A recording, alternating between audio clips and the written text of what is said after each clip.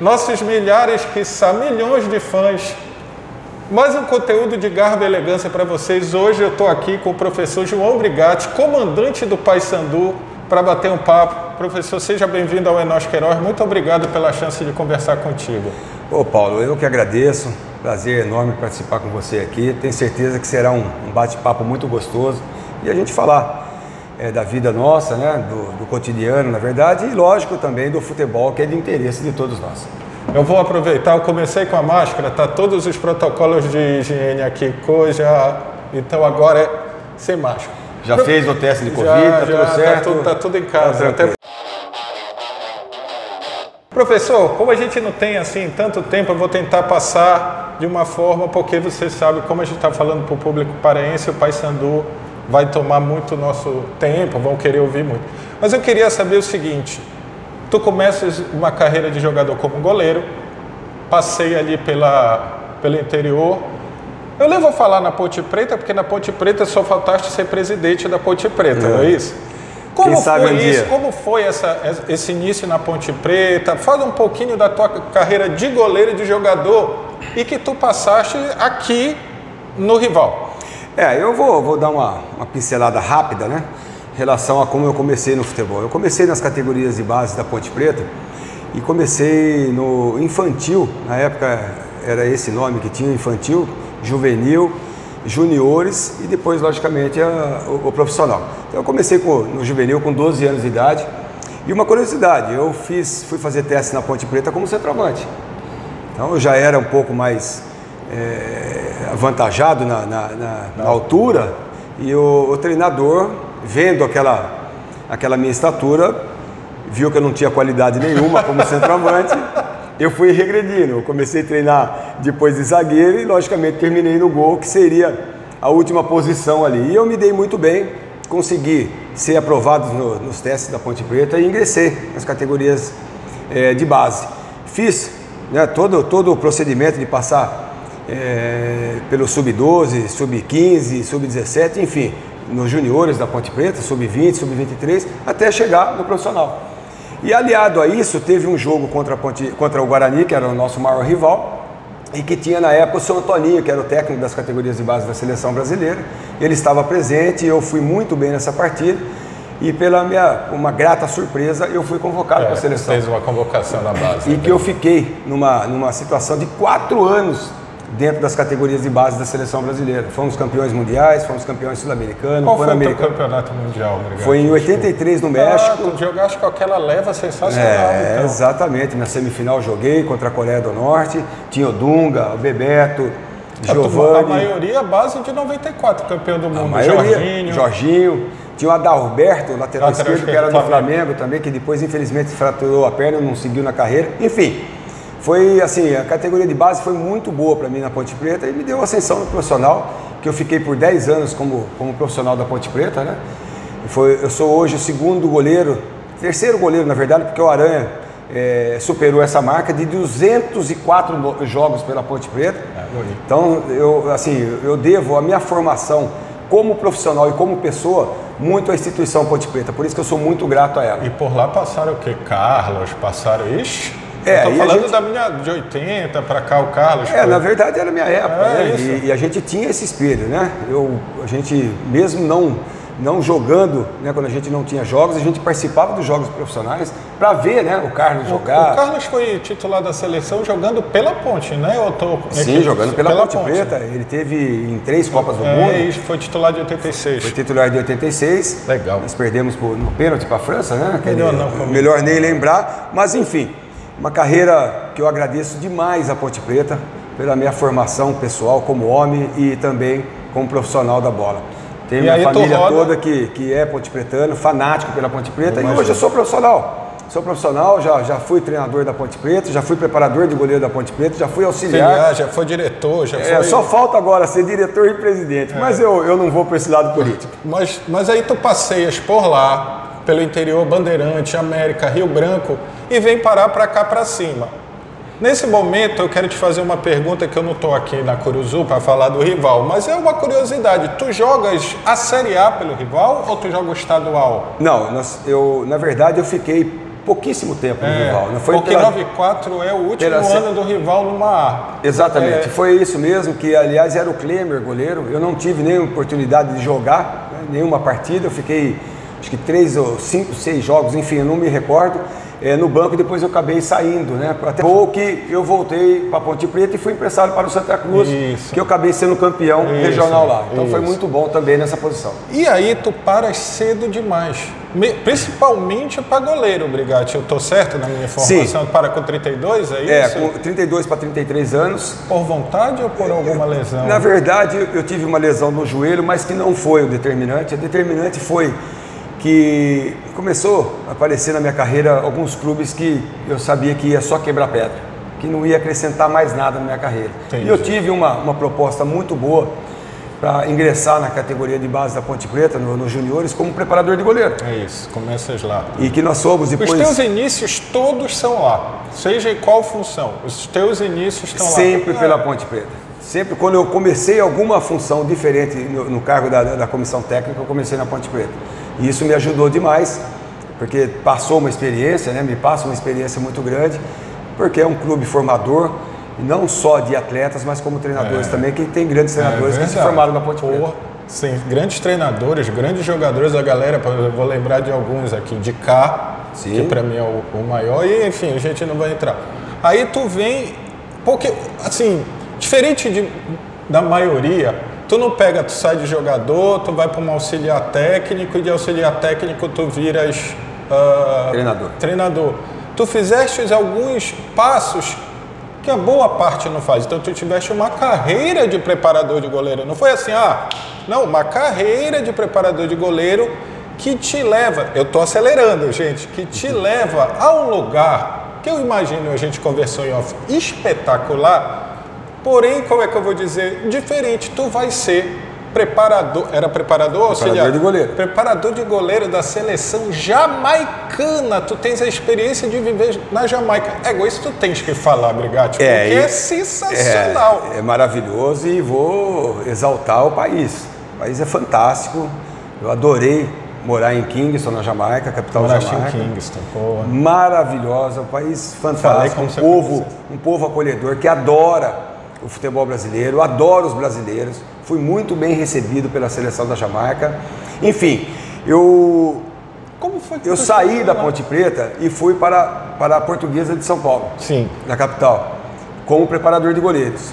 E recebi, através do Alfredo Gama, que inclusive foi meu auxiliar aqui em 2019, através do René Simões, para poder ingressar à seleção da Jamaica.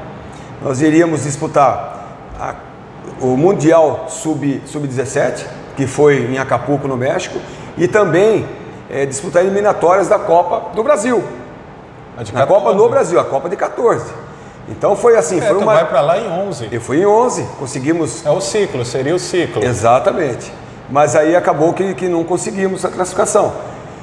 Mas é um país fantástico, trabalhei demais naquele país. E potencial de jogador? Potencial de jogador, dentro da Jamaica, o campeonato regional, o campeonato nacional, ele é muito limitado. O que acontece é um fato interessante. Muitos atletas, os jogos colegiais são muito grandes, são muito fortes dentro da Jamaica. Então o garoto termina o colégio, ele vai ou para os Estados Unidos ou para a Inglaterra e ingressa em faculdades, em universidades. E eles jogam pelas universidades. Seria o high school. Exatamente, o high school. Que é aí onde a gente captava os jogadores. Lá nos Estados Unidos. Eu não saía dos Estados Unidos. Era uma alegria, cada semana... Pô, tu participaste do Sub-17 Acapulco. Morava em Kingston. Ia fazer triagem de jogador. Exato. Graças a Deus, eu não posso reclamar que eu tive... devido ao futebol, só tenho que agradecer. Eu conheci inúmeros países, né? E isso acrescenta demais no currículo da gente. Mas a Jamaica foi especial demais, foi muito especial. Passei por uma fase muito boa na Jamaica e eu recebi um convite, olha só o extremo, para ir para a Coreia do Sul. O Shunan Dragons da Coreia. Eu só não ia dizer o nome do clube, porque o meu coreano não está em dia. E uma curiosidade muito grande. Coreia do Sul, né? Coreia do Sul, não é Coreia do Norte, não. Aí ia ser mais bizarro ainda. E uma curiosidade muito grande, que assim, na Jamaica, as praias da Jamaica são fantásticas, são maravilhosas. Uma cor, um azul que dificilmente você encontra, né? E assim, logicamente que a gente tinha um tempo vago e a gente, naturalmente, você exposto ao sol, fica bronzeado. E eu cheguei na Jamaica, na Coreia, em Seul, com menos 11 graus. E eu com aquela cor super bronzeado, pegamos um ônibus para Shunan Dragons, para Goyang, na verdade, que dá 5 horas de Seul. E quando eu cheguei, a primeira coisa que eu fui fazer foi tomar um banho. Fazia 2 dias que eu não tomava banho por causa da viagem. Rapaz, olha que eu tirei a roupa, que os coreanos viram minha cor, eles não acreditavam. Eles não acreditavam. De onde você veio, filho? De onde você veio? Eu falei, pô, vim da Jamaica, um país maravilhoso, que tem um sol maravilhoso. Mas enfim, são curiosidades que a gente passa, né, que o futebol proporciona pra gente. E aprendizados, imagina, em relação a conviver com várias situações distintas, né, Brigatti? Porque isso te dá, né, por exemplo, a Jamaica é tudo lindo, mas não deveria ser o top do top das coisas. Aí tu vai para a Coreia, que o futebol não é tão difundido, mas em compensação pelos orientais serem mais corretos. Então também tu vai pegando um pouco das dificuldades e aprendizados de cada coisa. Não tenha dúvida, é uma diferença muito grande de cultura, né? Exatamente. Só que assim, o que eu... Ou seja, treinar o Juventude ou treinar o Paysandu para ti não faz... mas aí... Eu usei o Juventude por causa do... né? Mas assim, o que mais é importante é você ir de coração aberto. Você se entregar para a cultura do país. Está aberto para a cultura da cidade. Pô, perfeito, é isso. Eu adoro a cidade de Belém. E tem muitos que não encontram dificuldade quando aqui passa. Não gostam. Isso é normal. Mas você indo já de coração aberto, já sabendo das dificuldades que você vai encontrar, você já está com um caminho, né, um passo à frente, na verdade. E é assim que eu procuro levar. Isso é bom, isso ajuda a minha vida. Eu imagino isso, porque aqui tu tocaste no ponto sobre Belém, mas enfim. Imagine você sair da Jamaica com 40 graus, um sol que calango tem que se cobrir as costas. Ouvindo reggae até... E 2 dias depois você está em Seul, então foi com uma temperatura de menos 11 graus. Adaptação sua. Foi no pau, então assim, virou a chave toda. A língua totalmente diferente, a gente arrasta um pouco no inglês, aquela situação toda, mas o coreano ele não quer nem saber de inglês, ele não quer nem saber do americano. Ele fala a língua dele e olha lá, você tem que... Então, é uma mudança radical que você tem que se adaptar, você está trabalhando para isso. É isso onde... E aí, tu ainda tem mais... Em 2014, um personagem que também é muito conhecido do futebol paraense, um personagem de características fortes e tal, que eu tive o prazer de receber aqui num papo que foi muito bacana e tal. Professor Mazzola, tu começas aí, depois de todo jogador, o goleiro, o preparador de goleiros, aí tu entra para a comissão técnica efetiva de estar junto com o treinador, ele te chama para ser auxiliar técnico. Como foi esse convite? Por quê? Vocês já se conheciam? E aí tu começa com ele, deixa eu ver se eu fiz a minha coisa, tu começa com ele no... Paysandu. Tu começaste com ele, é verdade, 2014. Tu veio com ele com 14 e depois Bragantino, CRB. Exato. Perfeito, sim. Vou falar, isso? Em relação ao Mazzola, uma pessoa fantástica, é meu irmão. Nós trabalhamos, jogamos juntos, começamos juntos na categoria de base da Ponte Preta, no infantil. Somos da mesma cidade. Nós não somos irmãos de sangue, mas somos irmãos de coração, que eu adoro o Mazzola, aprendi demais com ele. Mazzola, um grande abraço para você, que você tenha muito sucesso na sua carreira. Você é uma pessoa fantástica, meu irmão, tá? Eu devo muito a você. O meu aprendizado passa por você. Né? Então, eu vim da Coreia do Sul. Fiquei, logicamente, 3 anos fora do país. Jamaica, Coreia, Belém. Porra. Belém. Chego em Campinas, o Maza, Brigatti, tá afim de ser meu auxiliar? Tô indo pro Paysandu. Isso sem nunca ter conversado antes. Hoje vocês já vinham trocando ponto, então assim, tu tem capacidade. Não, assim. E hoje é lógico, ele sabia da experiência que já tinha na Ponte Preta, em outros lugares, até experiência internacional, de vivência em relação a isso. Me convidou, eu de pronto aceitei, comecei uma carreira com ele, fiquei aproximadamente 4 anos. Começa com acesso. Sendo auxiliar e já com o pé quente, né? Conseguimos o acesso aqui com o Paysandu, que nos deu assim, fortaleceu demais a nossa carreira, principalmente a do Mazola no momento. E aí eu trabalhei com ele no CRB, trabalhei no Bragantino, enfim, no CRB trabalhamos 2 vezes. E aí eu recebi uma proposta para Ponte Preta voltar como auxiliar técnico do clube efetivo. Aí o Mazola chorou. Mais uma vez. Aí o Mazola chorou. Chorou.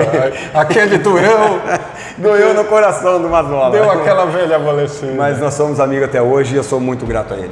Aí de novo lá. E lá tu vem e assume, aí assim, reinicia pela 3ª vez a tua carreira de treinador, que é curta, assim, Sim. Dentro do... Tu tem Ponte Preta, tu tem Paysandu, tu tem Sampaio, tu tem Ponte Preta e Paysandu. Tô esquecendo. Exatamente isso. Não, mas assim, tu tem 2 times, eu vou colocar o Sampaio também num degrau, 2 times de extrema pressão, porque... São 3, que o Sampaio também é de extrema são pressão. 3, exato, por isso que eu... talvez não tenha a dimensão dos clássicos, Exato, essa seja a grande diferença, porque para mim um Repá e um Ponte Preta e Guarani são derbys assim, absurdos. Eu coloco o Grenal e para mim passei ali. Mas também tem uma rivalidade muito grande entre o Sampaio e o Moto, né? O Moto é uma rivalidade que quem está ali, quem vivenciou aquela situação ali é complicado. E aí tu aí tu vem para cá. Vamos entrar no que vocês mais querem, que é no Paysandu. Tu chega num ano que não acaba bem, mas em compensação, nesse ano que não acaba bem, tu fazes um bom trabalho, tanto que a diretoria aposta em ti, que normalmente não é comum, por mais que não tenha sido tua a responsa total. Mas normalmente o cara que está ali diz, irmão, não dá.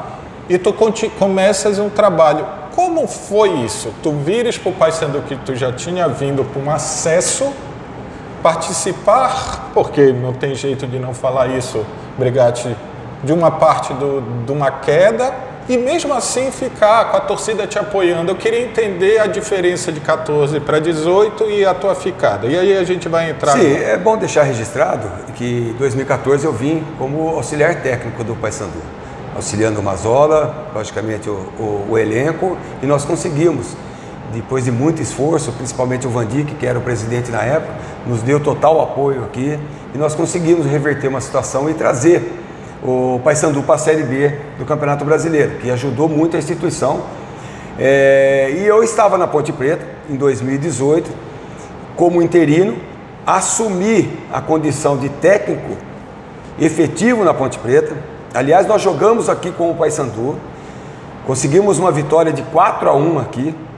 Se eu soubesse que viria para o Paysandu, não teria vencido aquela partida. 4-0, desculpa, né? Só recordando. Doeu, né?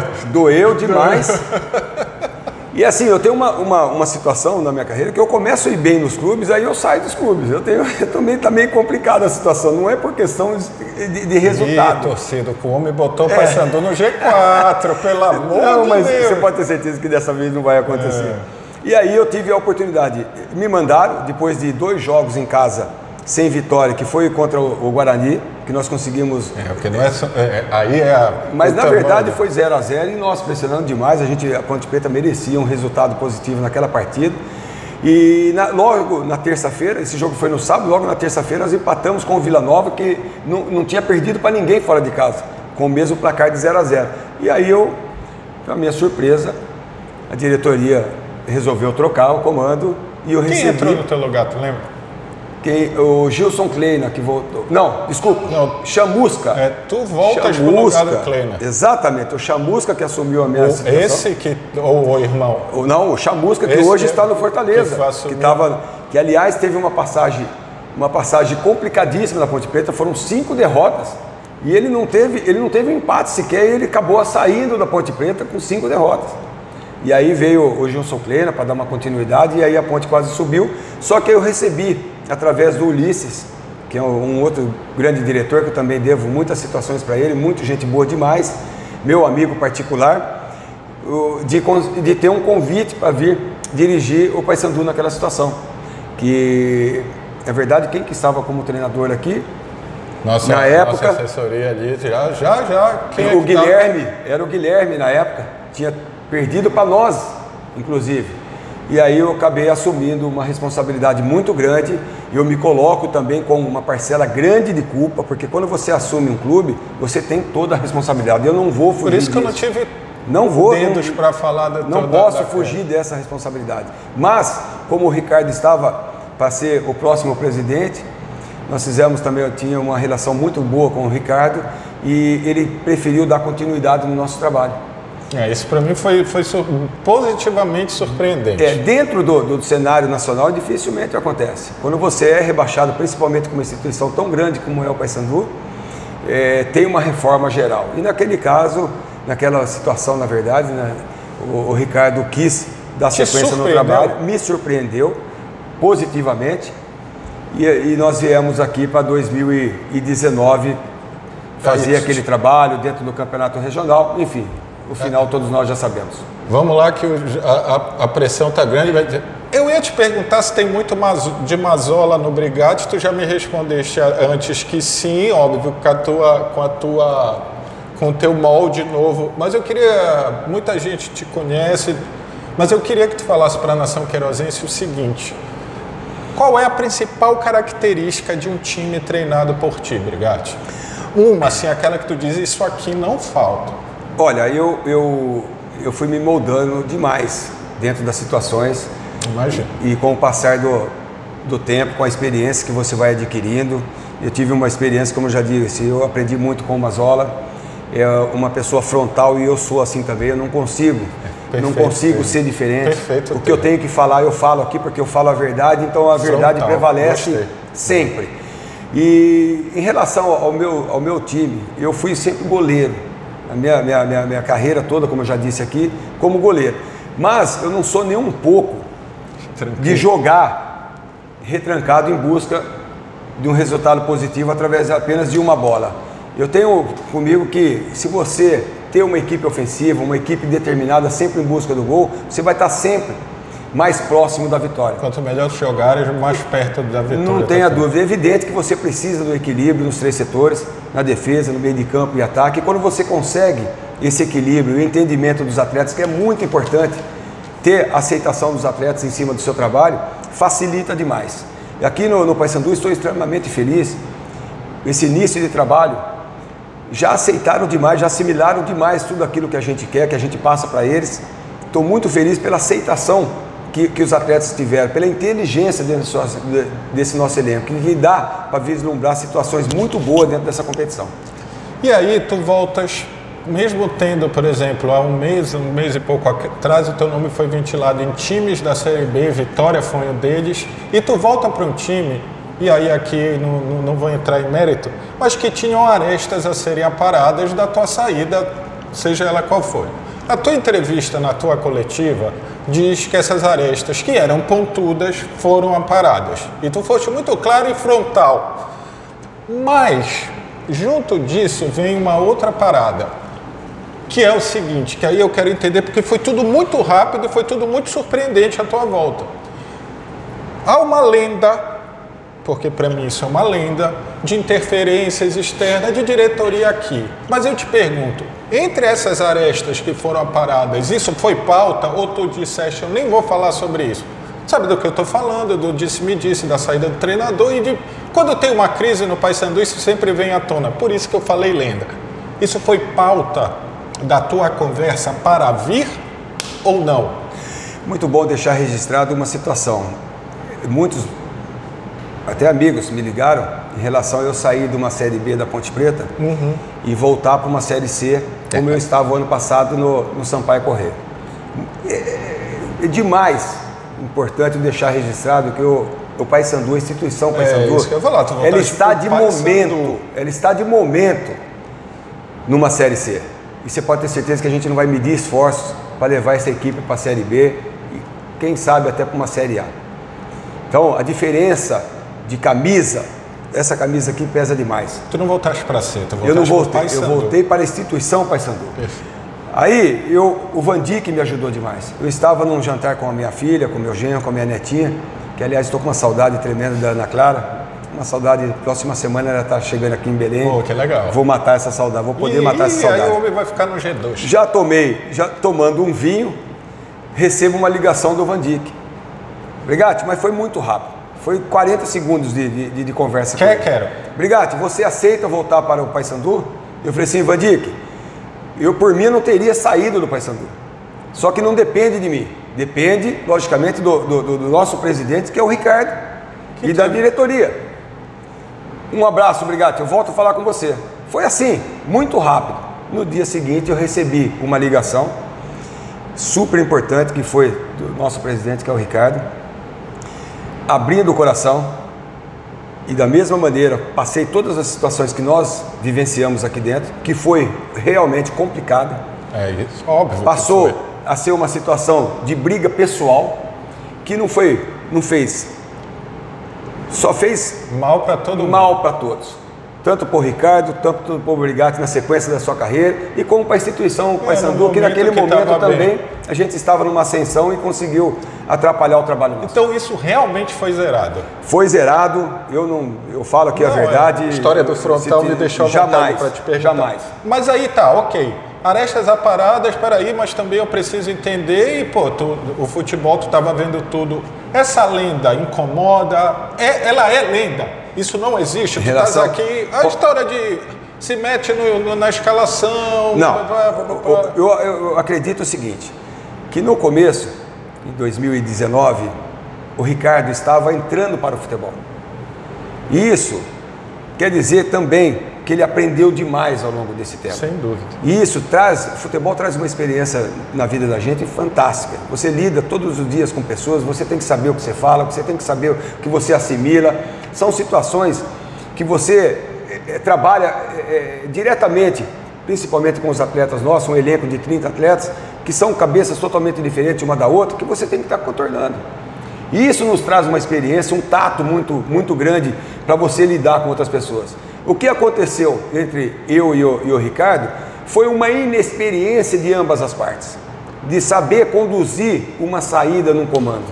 Virou a chave, acabou, está zerado. Então pronto. Aí pra gente ir agora do teu time. A perda do Vinícius Leite, que aí eu vou dar a minha opinião, é o melhor jogador do Paysandu.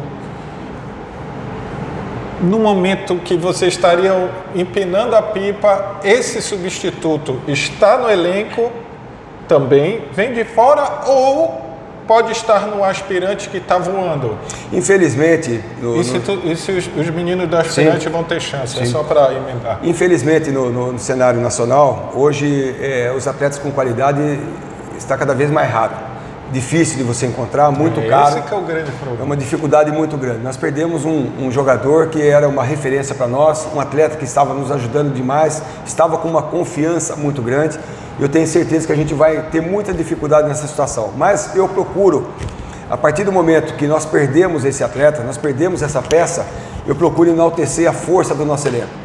Nosso elenco, a gente vai encontrar dentro do nosso elenco situações que possa superar a falta do Vinícius Leite. Você já vem pensando nisso? Não tenha dúvida disso. Temos acompanhado demais o Sub-23. Tem jogadores, tem atletas com qualidade que pode vir a ser integrado no profissional e nos ajudar demais. Estamos de olho nisso.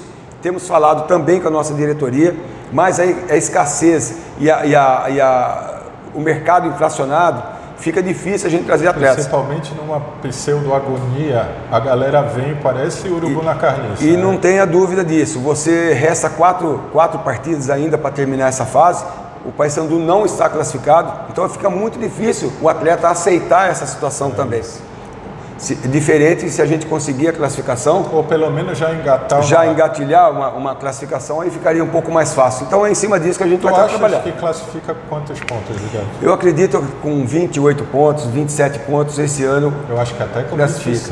Vamos trabalhar um pouco mais, uma margem um pouco maior, para que a gente possa ter uma tranquilidade aí. Mas o jogo importante é o jogo contra a Imperatriz agora, na próxima segunda-feira. Eu respeitar demais, já assisti os 2 jogos deles. Vai nos trazer muita dificuldade, a gente vai ter que jogar ainda mais para poder superar essa adversidade.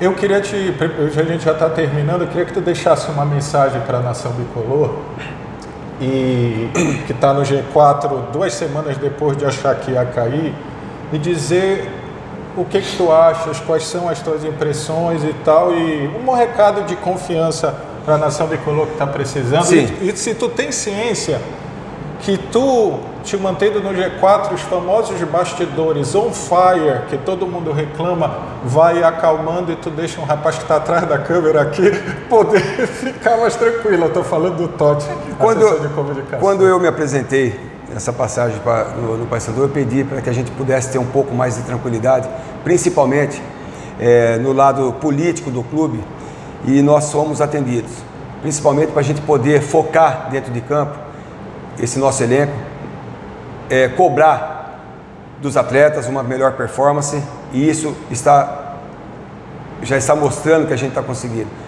E deixar e pedir aqui esse apoio do fiel bicolor, que é uma nação, isso é uma torcida fantástica, nos faz muita falta a presença deles aqui na Curuzu, no Mangueirão, mas eu tenho certeza que eles estão de fora torcendo muito, passando essa energia positiva para nós. Conseguimos adentrar ao G4 e com muito esforço a gente vai superar todas as dificuldades e conseguir a classificação. Eu quero que vocês acreditem, que nos dê esse apoio do início ao final de cada partida, para que a nossa equipe se sinta confiante, tenha a sua confiança, para que a gente possa primeiro conseguir esse objetivo tão difícil que é a classificação. Depois é um outro campeonato que eu tenho certeza que a gente vai voltar a conversar. E Brigatti, primeiro, muito obrigado, assim, eu sei que a gente está corrido, a gente vai ter outro papo para conversar do que tu pensa de futebol, queria falar de goleiro, essa nova função, se há exagero, até porque ontem